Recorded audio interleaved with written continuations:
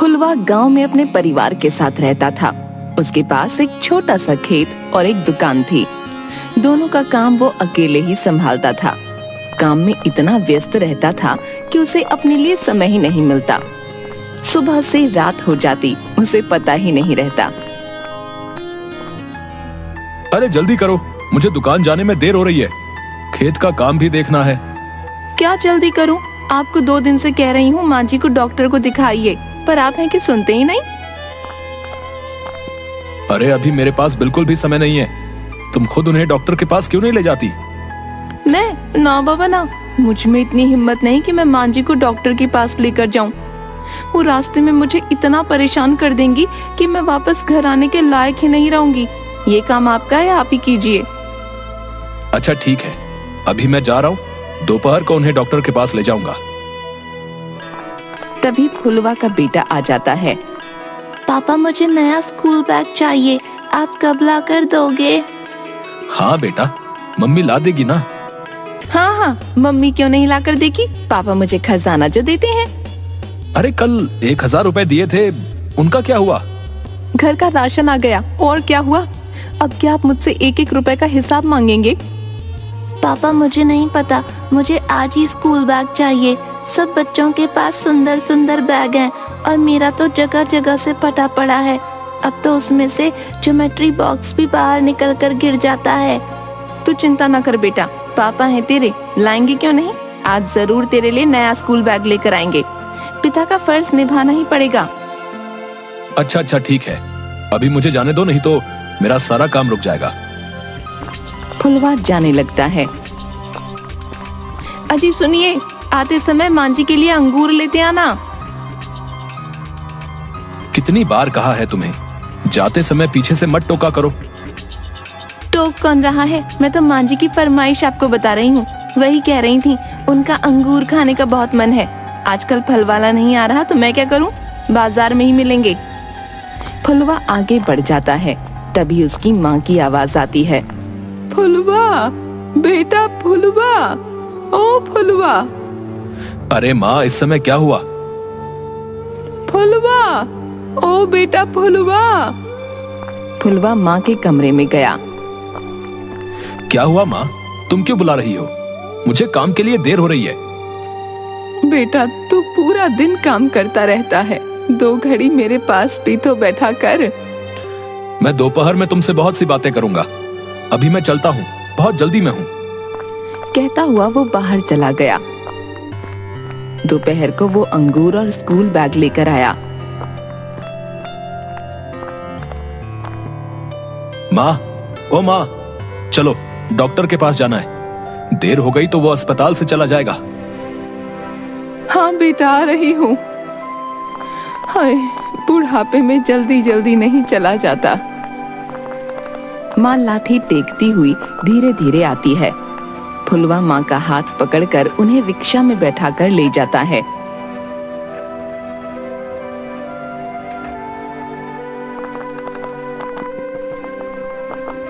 वापस आकर, सुनती हो, माँ का ध्यान रखो।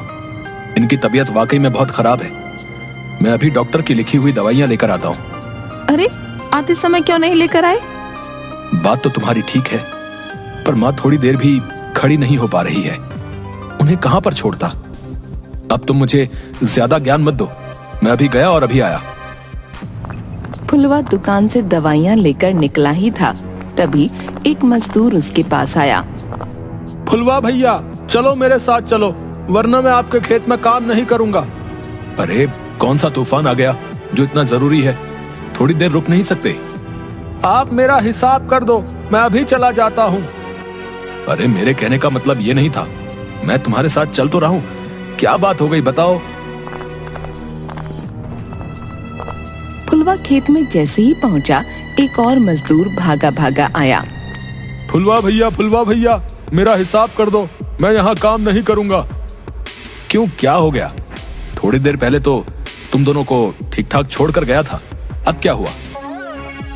एक मजदूर दूसरे की ओर इशारा करके, ये आदमी बिल्कुल पागल है भैया, इससे बोलने की तमीज नहीं। इसकी वजह से मैं यहाँ काम नहीं कर सकता, मुझे यहाँ से जाने दो। मुझे भी नहीं करना, आप सारा काम इसी से करवा लो। तुम लोग शांति से अपना काम क्यों नहीं करते? आपको क्या पता फुलवा भैया, आप कौन सा खेत में रहते हो? मालिक होकर खुद तो यहाँ वहां घूमते रहते हो। आपको यहाँ रहना चाहिए ना हमारे साथ, तभी तो काम हो पाएगा। आप यहाँ रहते हो तब तक ये ठीक रहता है, नहीं तो कुछ काम नहीं करता, काम चोर कहीं का। मुझे इसके साथ काम नहीं करना, आप मेरा हिसाब कर दो अभी के अभी और मुझे यहाँ से जाने दो, नहीं तो ये मुझे पागल कर देगा। ठीक तरह से सोच लो भैया, क्या पता तुम्हें कल काम ना मिले। आप चिंता मत करो, ढूंढने जाऊंगा तो मिलेगा क्यों नहीं, आप बस मेरी मेहनत के पैसे दे दो। फुलवा ने उसे पैसे दे दिए। दूसरा मजदूर काम में लग गया और फुलवा भी काम में उसकी मदद करने लगा। हे भगवान, आज तो मैं बहुत थक गया हूँ, अब तो खड़े रहने की भी हिम्मत नहीं रही। मैं घर जाता हूँ।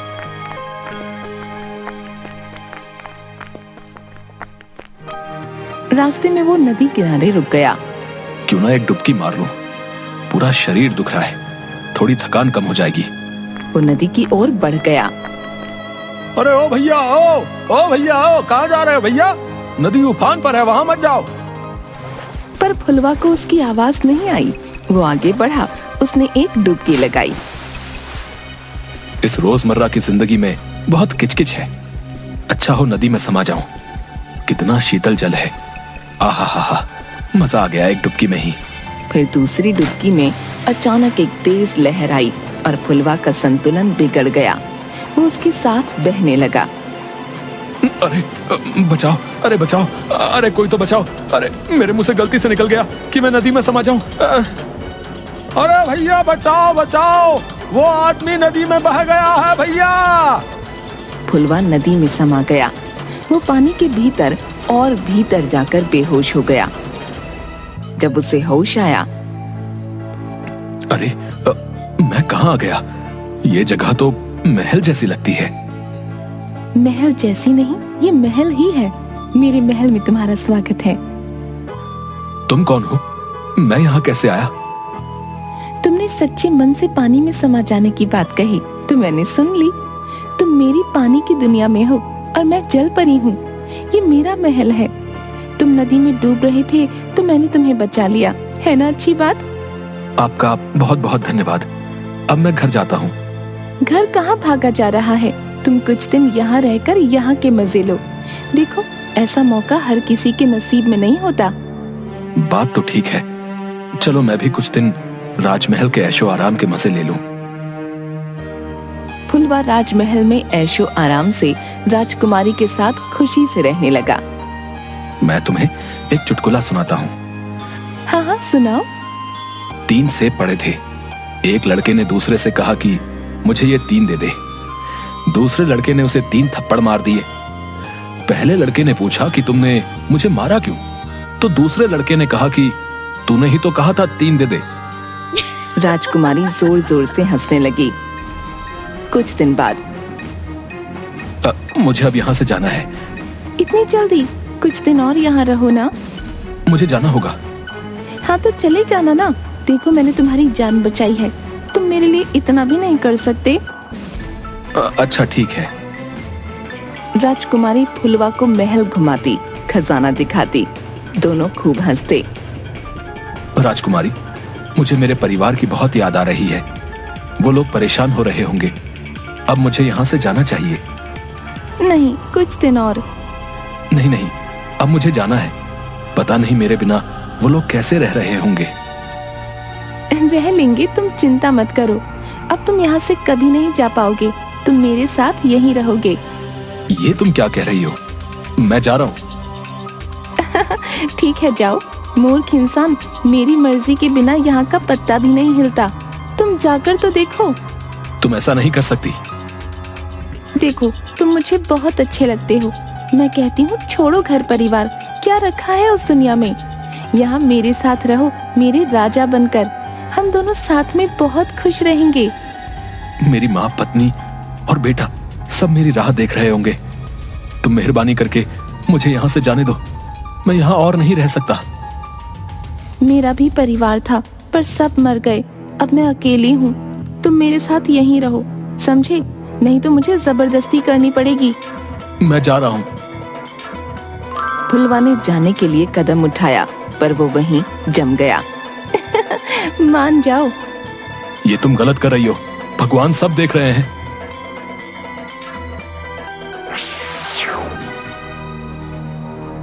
मेरी बात नहीं मानेगा, नहीं मानेगा मेरी बात तो अब पत्थर बनकर रहे। वहीं फुलवा के घर में पता नहीं मेरा फुलवा कहाँ चला गया। माँ जी, वो नदी में बह गया, पता नहीं जिंदा भी है कि नहीं। चुप रह कलमुए, मेरे फुलवा को कुछ नहीं हुआ, वो जिंदा है। नदी में मिला वो नहीं ना, वो जरूर आएगा। जैसी आपकी मर्जी, पर पंडित जी ने कहलवाया है कि कल बहुत बड़ा दिन है। जिस नदी में फुलवा बहा है उसकी पूजा कर लेना। नदी किनारे फुलवा की पत्नी और बेटा आंख बंद करके फूल प्रवाहित करते हैं। आप जहाँ कहीं भी हैं जल्दी घर आ जाइए। भगवान जी, मेरे पापा को जल्दी से भेज दो, मुझे उनकी बहुत याद आती है। बेटे का गिराया फूल नदी में गहराई तक बहता हुआ फुलवा की मूर्ति पर जाकर गिरा और वो फिर से इंसान बन गया। राजमहल में शोर हो गया।